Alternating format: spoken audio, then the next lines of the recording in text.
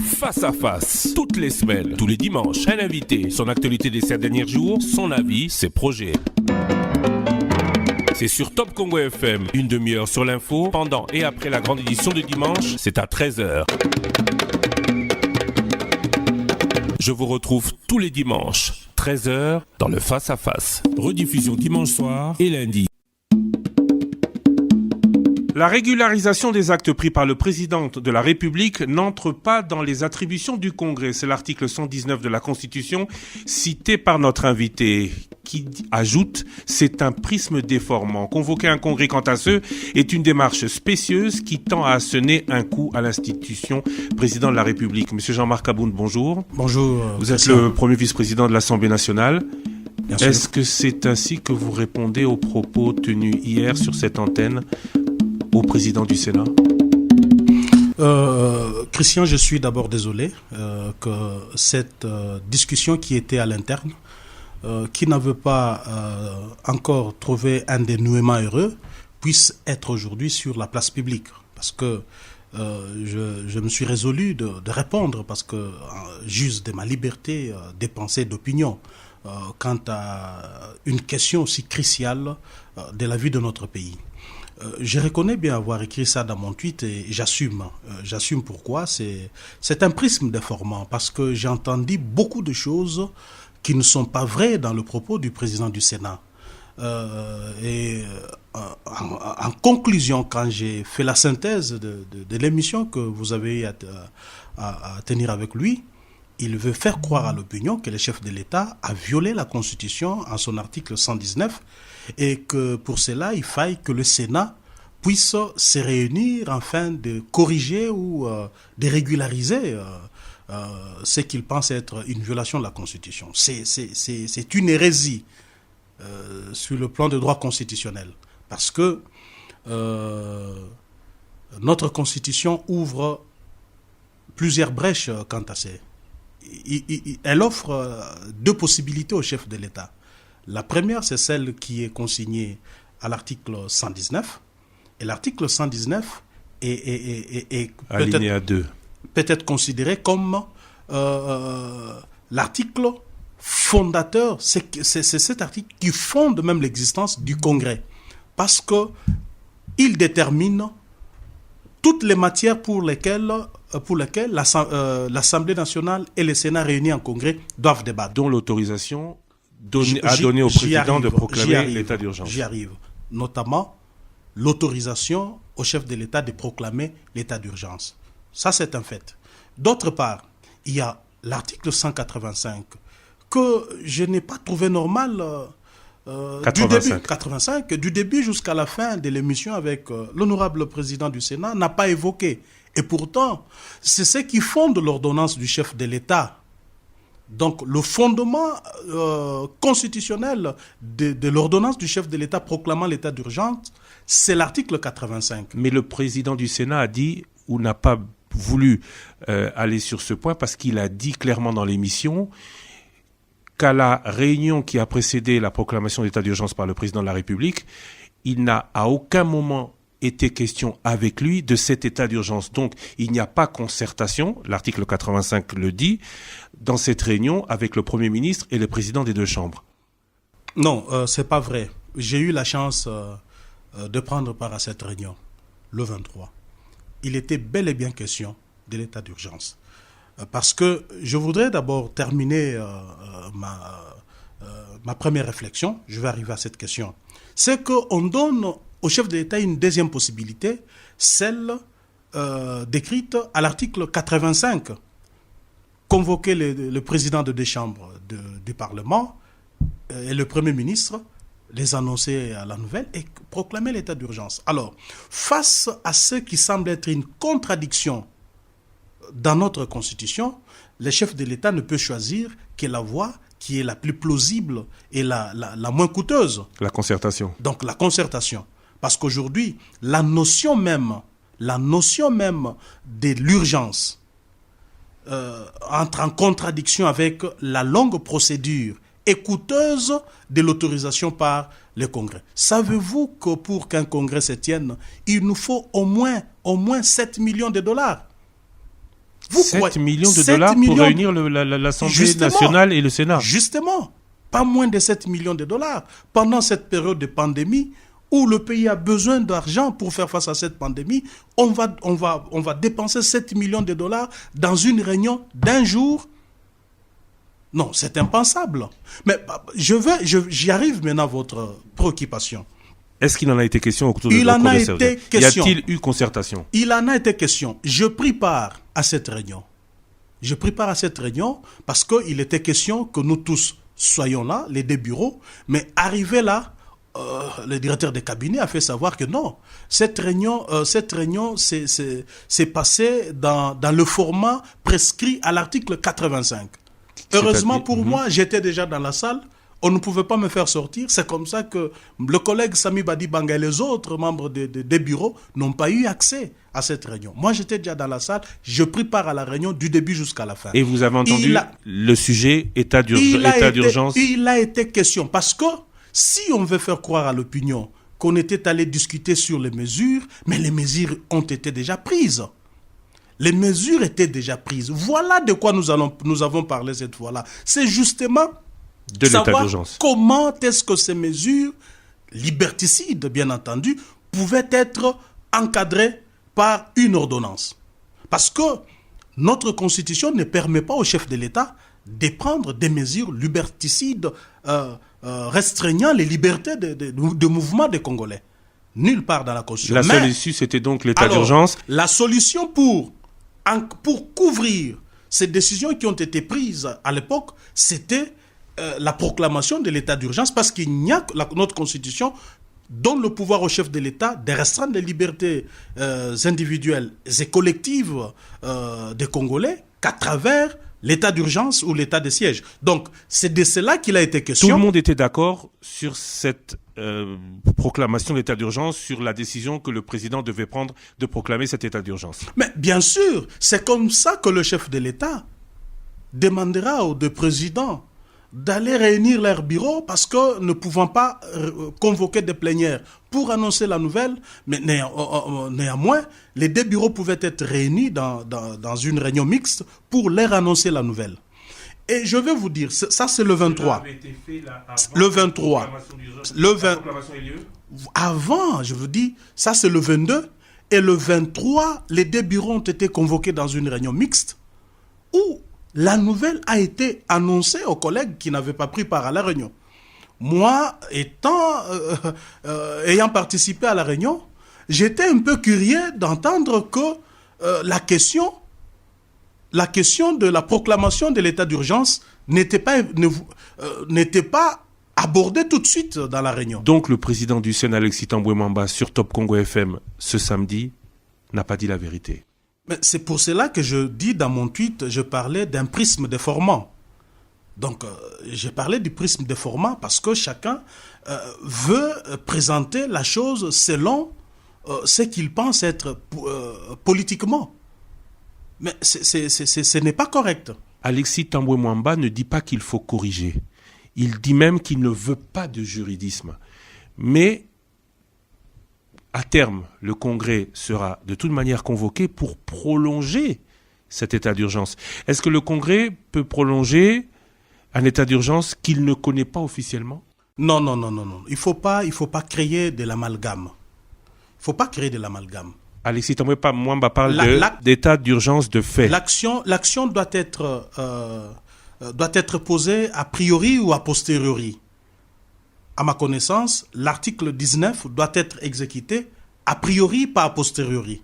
119. 119, bien sûr. Aujourd'hui... Donc, l'Assemblée nationale et le Sénat doivent de toute manière, selon vous, se réunir pour prendre acte de cet état d'urgence. Non. Écoutez, Christian, ce qui est aujourd'hui faisable, ce n'est pas convoquer un congrès pour prendre acte, régulariser, ça sera une violation flagrante de notre Constitution. Et plus précisément de l'article 119 sur lequel il s'appuie. Parce que l'article 119 ne parle nullement d'une prise d'acte, d'une régularisation. Il parle d'une proclamation. Non, il parle de l'autorisation de proclamation. Mais nous sommes à quelle étape? L'état d'urgence a été déjà proclamé. Donc, tournons cette page.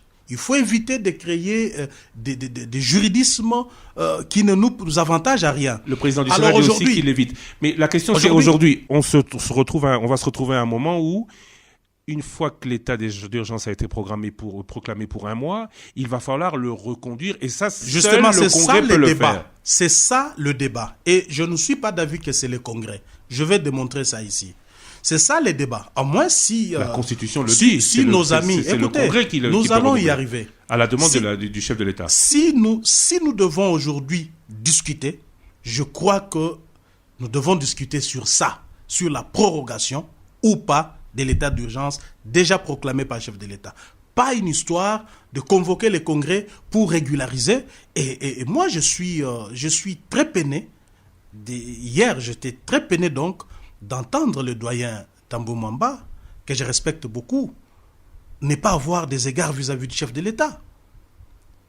Tenir des propos subtils, mais très durs vis-à-vis du chef de l'État, quand il dit que le chef de l'État n'a pas respecté la Constitution. Un débat qui était à l'interne, que nous étions en train de discuter, qui n'avait pas encore connu un dénouement, mais tout de suite, c'est lancer le chef de l'État en pâture pour dire qu'il a violé la Constitution, c'est politiquement incorrect. Dans la mesure où le chef de l'État n'a jamais violé la Constitution, sur toute la ligne, il est démontré, les doctrinaires en droit constitutionnel l'ont démontré, son propre directeur de cabinet. Dans la réunion mixte que nous avons tenue à l'Assemblée nationale, le Sénat, lui a dit, je le prends à témoin, je prends tous les autres membres des deux bureaux à témoin, il lui a dit que dans la doctrine, c'est l'article 85 qui doit s'appliquer. Qui prime donc sur le 119. Qui prime sur le 119. Pourquoi ? Parce que la notion même de l'urgence ne rime pas avec la longue procédure. Alors, aujourd'hui, nous devons alors réfléchir sur la possibilité de prorogation ou pas. Là encore, il y a un problème. La question de la prorogation est évoquée dans l'article 144 de la Constitution. Quand vous lisez l'article 144 de la Constitution, son alinéa 2 ramène à l'article 116. Et quand vous lisez l'article 116, il n'est pas question du Congrès dedans. Par contre, on évoque le fonctionnement ordinaire des deux chambres, c'est-à-dire comment ils convoquent leurs sessions ordinaires et extraordinaires. Vous descendez un peu plus bas à la linéa 6 du même article, on vous parle, l'Assemblée nationale et le Sénat peuvent voter une loi mettant fin à l'état d'urgence. Christian, je vous dis ici, je te regarde droit dans les yeux pour te dire que le Congrès n'a pas mission de voter des lois. Nulle part où il est donné, parce que le Congrès trouve son fondement dans l'article 119, vous avez l'article là-bas, dites-moi là où il est dit que le Congrès peut se réunir pour voter une loi. Donc, si l'article 144 évoque en même temps l'article 116 qui parle des sessions ordinaires et extraordinaires de deux chambres prises séparément, et ici on dit l'Assemblée nationale et le Sénat peuvent voter une loi, c'est-à-dire que c'est une procédure normale de ces deux chambres. On vote une loi à la chambre basse qui est renvoyée en deuxième lecture à la chambre haute et la loi est votée. Donc, il n'est nullement question aussi dans cet article de convoquer un congrès. Parce que cela serait ajouter des choses à une disposition constitutionnelle qui est pourtant claire. J'ai dit une fois de plus, c'est ma conviction. Je ne dis pas que je détiens toute la vérité sur la question ou toutes les connaissances du monde sur la question, mais mon intime conviction me dit que l'article 144 ne fait nullement allusion au Congrès parce qu'il n'en fait pas mention. Lorsqu'il est question du Congrès, la Constitution parle du Congrès. Il faut pas que les gens fassent de l'amalgame en pensant que lorsqu'on parle de l'Assemblée nationale et le Sénat, on fait allusion au Congrès. Non, l'expression l'Assemblée nationale et le Sénat ne voudrait pas renvoyer, forcément dire au Congrès. Donc le Congrès reste le Congrès tel qu'est défini à l'article 119 de la Constitution.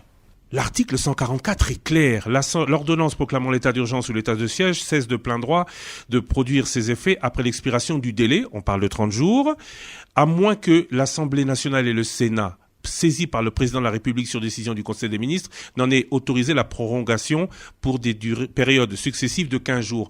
Si ce n'est en passant par Assemblée nationale et Sénat, comment le président de la République peut-il prolonger cet état de siège? Nous disons la même chose. Pas de congrès, mais c'est la procédure normale. Un projet de loi peut être déposé dans l'une des deux chambres. Il peut être déposé soit à l'Assemblée nationale, soit au Sénat. Et cela va suivre la procédure normale parce que les lois sont toujours votées à deux niveaux.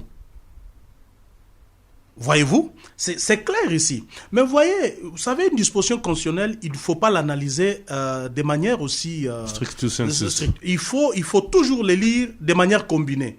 Déjà, c'est dans le même article. Donc, l'article 144, lisez l'article 116. Que dit l'article 116 évoqué dans l'article 144? L'article 116 dit, il faut être clair, chaque chambre du Parlement peut être convoquée en session extraordinaire par son président sur un ordre du jour déterminé à la demande soit de son bureau, soit de la moitié de ses membres, soit du président de la République, soit du gouvernement. La clôture intervient dès que la chambre a épuisé l'ordre du jour. Voyez, ça, c'est la session extraordinaire.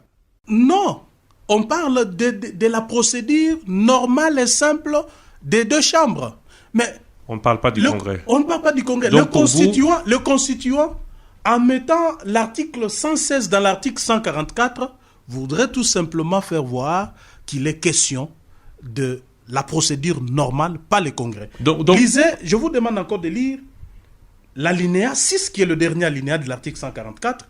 Ici, on dit l'Assemblée nationale et le Sénat peuvent, par une loi, mettre fin à tout moment à l'état d'urgence ou l'état de siège. Partant du principe que le Congrès n'a pas vocation à voter des lois, il n'a pas dans ses à l'une des deux il chambres, appartient à l'une des deux chambres de voter la loi, de transmettre à l'autre chambre. Ma question revient, pensez-vous qu'il y aura congrès? Doit-il y avoir congrès? Non, absolument pas. Participez-vous au congrès? Absolument pas. Il ne peut pas. Donc vous êtes contre? Pour toutes les raisons que nous avons évoquées ici, il est politiquement incorrect de penser qu'on peut convoquer le congrès en ce moment. Donc, sur le plan juridique, sur le plan de droit, et je précise bien du droit constitutionnel, l'étape de la convocation d'un congrès en ce qui concerne l'état d'urgence dans notre pays est dépassée et ne se justifie pas.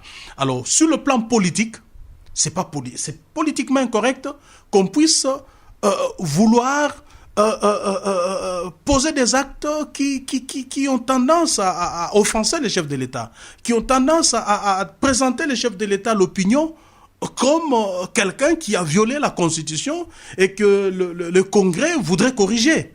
C'est pas correct. Je vais poser pour une dernière fois la question. On parle de Congrès au Palais du Peuple. Vous n'y participerez pas. Non, je crois que ce Congrès ne pourra pas se tenir. À mon humble avis, le Congrès n'a pas sa raison d'être. Non seulement que je n'y serai pas, mais je crois que ce Congrès ne doit pas se tenir. Pourquoi? Je vais te dire pourquoi il ne se tiendra pas. Parce qu'il est clairement dit ici que c'est le chef de l'État. C'est le chef de l'État qui en demande, qui en fait la demande. Donc, ça, c'est conformément à l'article 36 du règlement intérieur du Congrès, qui dit que le Congrès ne peut se tenir que sur demande du président de la République. Et jusqu'au jour d'aujourd'hui, à ma connaissance, cette demande n'a jamais été faite. Mais voilà comment est-ce que les choses se passent. On nous fait croire que le directeur de cabinet du chef de l'État aurait envoyé, c'est vrai que moi j'ai vu la correspondance, dans laquelle il transmettait l'ordonnance qui était signée aux deux chambres, mais où il dit pour des dispositions utiles. Mais ce qui m'écoeure, moi, c'est de constater que le président Tambo Mamba et la présidente de l'Assemblée veulent nous faire croire que déjà ces dispositions utiles c'était la convocation du Congrès. Faisait allusion le directeur des cabinets, c'est la convocation, c'est une demande tacite de la convocation du Congrès, ce qui est faux parce qu'il est clairement dit que c'est le chef de l'État qui en fait la demande. Et jusqu'à ce jour, le chef de l'État n'a jamais fait cette demande et je crois que ce qui est en train d'être fait, je peux aller plus loin pour dire que c'est une forme de pression sur le chef de l'État. Parce que d'un côté, c'est lui qui doit vous faire la demande. Il ne l'a pas fait. Mais de votre propre chef, vous vous réveillez, vous organisez des choses, vous convoquez le Premier ministre et vous dites que le congrès aura lieu. Alors, quelle est la place du chef de l'État en ce moment-là? Est-ce que la présidente de l'Assemblée nationale est du même avis que vous? Écoutez, je vous ai dit ici que je prends ma liberté d'exprimer mon opinion sur base... Non, ma question c'est, est-ce qu'elle est du même avis que vous? Écoutez, je ne veux pas parler de la présidente de l'Assemblée nationale ici. Je ne suis pas venu parler d'elle. Je vous dis tout simplement que c'est ça ma position. C'est à l'opinion des jugés. Sur ce que je suis en train de dire et sur ce que le président du Sénat a dit, je suis venu sur votre micro pour faire une réponse par rapport à ce que le président du Sénat a dit que je trouve invraisemblable. Vous avez parlé tout à l'heure du directeur de cabinet. Aujourd'hui, Vital Kamerhe, tout le monde sait où il est. Il a été arrêté. Est-ce que l'on peut encore parler de cash? D'abord, j'évite personnellement de faire un commentaire quant à ce qui lui est arrivé. Pourquoi? Non, je me réserve de tout commentaire parce que Vital Kamerhe, c'est un allié. N'oubliez pas qu'il est allié au cash. Pour toute personne qui réfléchit, lorsque quelque chose, un malheur, arrive à un allié, il est absurde et même ridicule qu'on puisse faire des commentaires dans un sens ou dans un autre, d'autant plus que l'affaire est en justice et qu'au jour d'aujourd'hui, nous devons nous réserver de faire quelques commentaires que ce soit. Ce silence vous soutient ou neutralité? Écoutez, nous sommes neutres parce que Vital Kamerhe, c'est notre allié. La justice qu'il entend, c'est notre justice. Et vous comprenez? Donc, nous ne pouvons pas prendre parti ni pour l'une ou l'autre partie. C'est pour ça que vous avez suspendu le porte-parole de votre parti. Justement, c'est pour ça que je l'ai suspendu parce que il n'a pas obéi, il n'a pas respecté la consigne donnée. Lui vous accuse de ne pas vouloir parler de cette affaire parce que vous pourriez aussi être interpellé devant la justice. Bon, j'évite d'entrer dans ces débats de bas niveau. C'est vraiment, à mon niveau, je ne peux pas discuter des choses pareilles. Entre-temps, donc moi, je prie cette décision en tant que président AI de l'UDPS et de les sanctionner sur base des faits qui lui sont reprochés. Et j'ai évoqué les dispositions statutaires. Chez nous, à l'UDPS, le non-respect de la hiérarchie, c'est un manquement grave. Le non-respect des consignes données, c'est un manquement qui encourt à des sanctions. En fait, c'est ce que j'ai fait. Pour ce qu'il pense, cette déclaration ne m'engage pas. Il peut raconter tout ce qu'il veut. Je ne suis pas venu pour me justifier. Je ne peux pas me justifier. La question, c'était juste, est-ce que vous ne voulez pas, par soutien ou par juste neutralité... Non, Vital Kamerhe est le nôtre. C'est un allié. La justice qui le poursuit est aussi la nôtre. C'est pour cette raison que nous n'avons pas voulu prendre position. Aujourd'hui, Paul Tshilumbu est suspendu. Il dit qu'il ne reconnaît pas cette suspension. Parce qu'il ne vous reconnaît plus la qualité de président de l'UDPS. Le secrétaire général que vous avez été désigné par le président n'a pas cette qualité. Pendant combien de temps va durer cette crise institutionnelle à l'UDPS? Vous savez, intérimaires et des... Christian, je veux vous dire que je suis très mal à l'aise de parler de mon parti sur les médias. Vous vous rendez compte que je vienne ici étaler nos problèmes internes, que je vienne parler d'un compagnon de lutte. Tshilumbu, c'est un compagnon de lutte. Nous avons lutté ensemble. Nos problèmes doivent se régler chez nous. Ils sont déjà dans la presse, mais tout le monde en parle. Je ne veux pas moi, en tant que président de l'UDPS, intérimaire, venir discuter des problèmes de mon parti sur le média. Moi, je pose des actes. Je posais un acte qui se justifie, je m'arrête là. Mais alors, si lui me dénie la qualité, mais c'est son droit. Écoutez, n'oubliez pas que l'UDPS, c'est un parti qui des grandes libertés. Les gens s'expriment comme ils veulent à l'UDPS. Les gens expriment leurs opinions, ils expriment leurs pensées, et c'est ça même notre force. Notre force réside dans cette liberté. Plus les gens s'expriment, plus les gens se sentent trop libres, ils ne trouvent pas mieux qu'à l'UDPS, parce que c'est là où ils ont le droit de parler, de s'exprimer comme ils veulent. Mais justement, ces cadres se plaignent d'un manque de liberté. L'état de droit, c'est l'UDPS. On ne respecte pas les textes qui auraient dû désigner ou organiser un congrès ici, dans les 3 mois. Je vous dis ici que des nouveaux présidents, je ne suis pas venu. Élus. Je ne suis pas. C'est pas par manque d'arguments. Je veux vous dire ici que ces débats-là, c'est un débat qui ne pouvait pas être en réalité si on était de bonne foi. Parce que tout le monde sait, quand vous prenez l'article 26, parce que c'est là qu'il est question, de bout en bout, nulle part où il est mentionné que l'élection du président de l'UDPS à la magistrature suprême constitue un motif d'empêchement définitif. Oui, mais le président de la République ne peut pas être président actif d'un parti. Christian, il y a incompatibilité. Mais laissez-moi, j'allais rencontrer ta question, ça même que vous l'ayez posée. Laissez-moi parler. Ça, c'est la Constitution qui l'a dit. Est-ce que les partis politiques sont gérés par la Constitution? La Constitution, c'est la loi suprême. Non, je ne suis pas appelé à te poser. N'a pas le droit d'être président d'un parti. Ce parti doit en prendre acte, et une fois que le président de la République est en incapacité, se doter par le Congrès, parce que l'UDPS, dans ce sens, a été un des modèles. Depuis 1960, rares sont les partis qui, comme l'UDPS, ont élu leur président en cours d'un congrès. Il y avait plusieurs candidats. Pourquoi aujourd'hui hésiter à tenir ce nouveau congrès? Christian, notre parti est géré par ses propres textes qui ont été jugés conformes à la Constitution. Lorsqu'on jugeait conformes nos textes à la Constitution, est-ce que les constituants, ceux qui ont approuvé nos statuts, pouvaient nous dire que non, vous avez omis un détail important ici, parce que si votre président devenait président de la République, vous devez mettre ça. Ils ne l'ont pas fait. Donc, dès lors que nos statuts ont été jugés conformes à la Constitution, nous nous y conformons. Aujourd'hui, donc, pourquoi êtes-vous président intérimaire si Félix Tshisekedi, selon vos statuts, est toujours le président? Écoutez, il y a deux facettes de voir les choses. Il faut voir les choses dans l'angle constitutionnel et dans l'angle statutaire à l'UDPS. La Constitution interdit au président Félix Tshisekedi d'être en même temps président de la République et président de l'UDPS, n'est-ce pas? Mais nos statuts ne l'interdisent pas. Pour nos statuts, c'est clair, et c'est pour ça même que nous sommes allés au Congrès, faisant de lui, l'élissant comme président de l'UDPS, l'investissant comme candidat président de la République, et nous avons battu campagne pour qu'il soit élu. Donc, chez nous à l'UDPS, nous ne trouvons pas ça incompatible.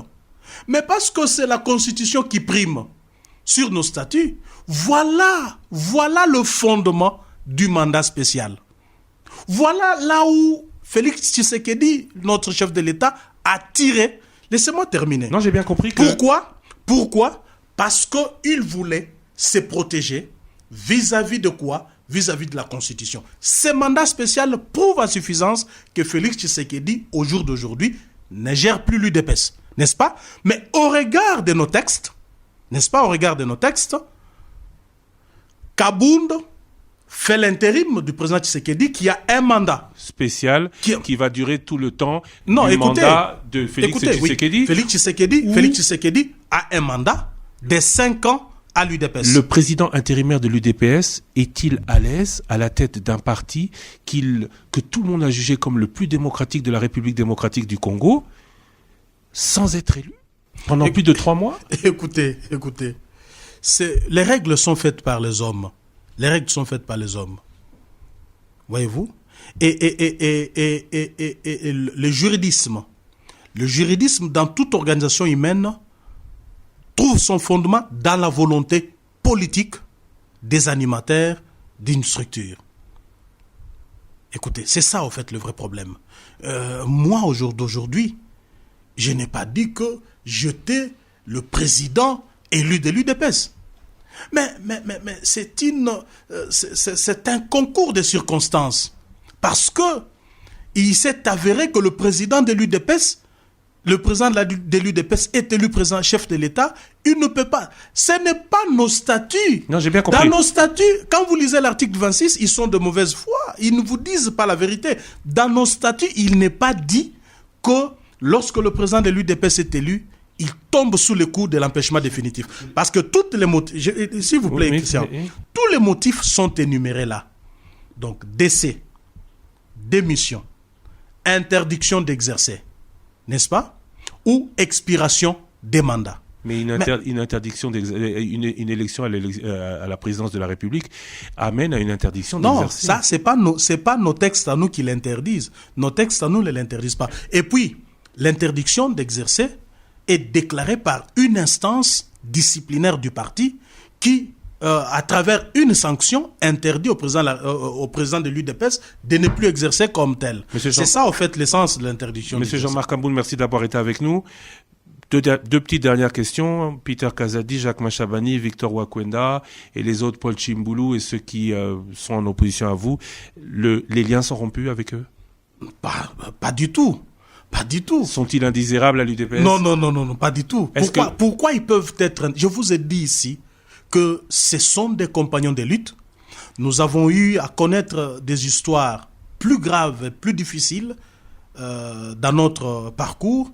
Je crois que... Ils ne seront pas exclus. Non, pourquoi être exclus? Parce que dans le passé, ils l'ont été. Non. Ils sont libres d'exprimer leurs opinions, que je respecte. C'est pas pour autant qu'ils me contestent que moi, je vais trouver en ça un motif de m'acharner sur eux.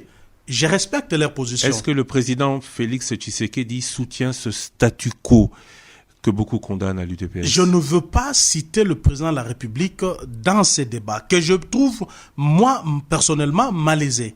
Ce débat me fait très mal. Est-ce que le président élu de l'UDPS... de les porter qui exerce toujours un mandat via votre mandat spécial, soutient ce statu quo? Non, je ne veux pas ici me prononcer là-dessus pour que les uns et les autres disent que je suis venu ici faire du trafic de l'influence. Mais ta question a une réponse plus simple.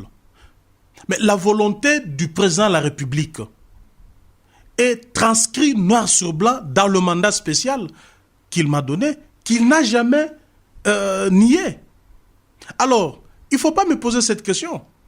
Il ne faut pas me poser cette question. Parce que la volonté du chef de l'État est visible à travers le mandat qu'il a signé. Face à face, toutes les semaines, tous les dimanches, un invité, son actualité des 7 derniers jours, son avis, ses projets. C'est sur Top Congo FM, une demi-heure sur l'info, pendant et après la grande édition de dimanche, c'est à 13h. Je vous retrouve tous les dimanches, 13h, dans le Face à face. Rediffusion dimanche soir et lundi.